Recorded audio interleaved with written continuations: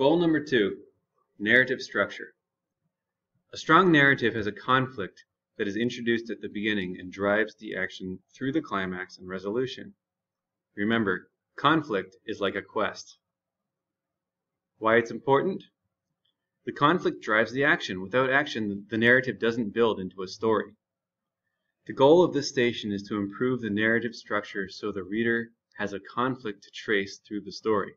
As part of this goal, you may need to introduce the conflict more clearly at the beginning, build the conflict up to a climax, or create a logical resolution to your conflict. All narratives include 5 main sections: the exposition, rising action, climax, falling action, and the resolution.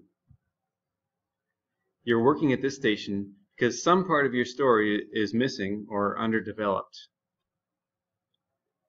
Maybe the conflict is not clear at the beginning, or maybe the story loses focus somewhere. Maybe the story needs to be resolved, or maybe you need to tell more at the end. This resource can help you with your story structure. When you plan your story, you use this graphic organizer. You can go back to it to see what you intended to write originally, and also to remind yourself of the different sections of the story and what might belong in there.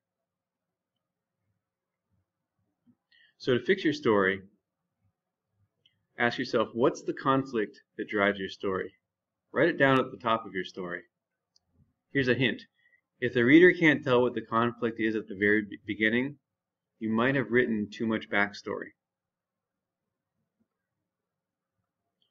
Stop here to write in your file.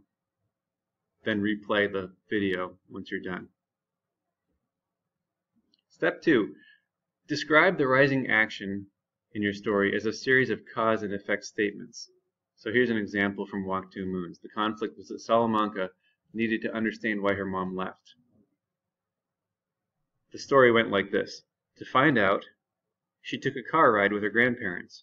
Because they were in the car for hours, Sal decided to tell a story. Because she told Phoebe's story, Sal began to understand her mother better, and so on. So one thing causes the next in a plot. Step 3, reread my comment about what's missing from your plot in this story. Stop the video to read, and then replay the video once you're done. Step 4, make revisions to your story and highlight these revisions. These revisions should fill in the missing pieces of your plot.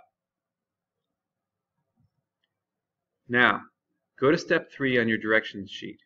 You may view this video again as needed when making your revisions.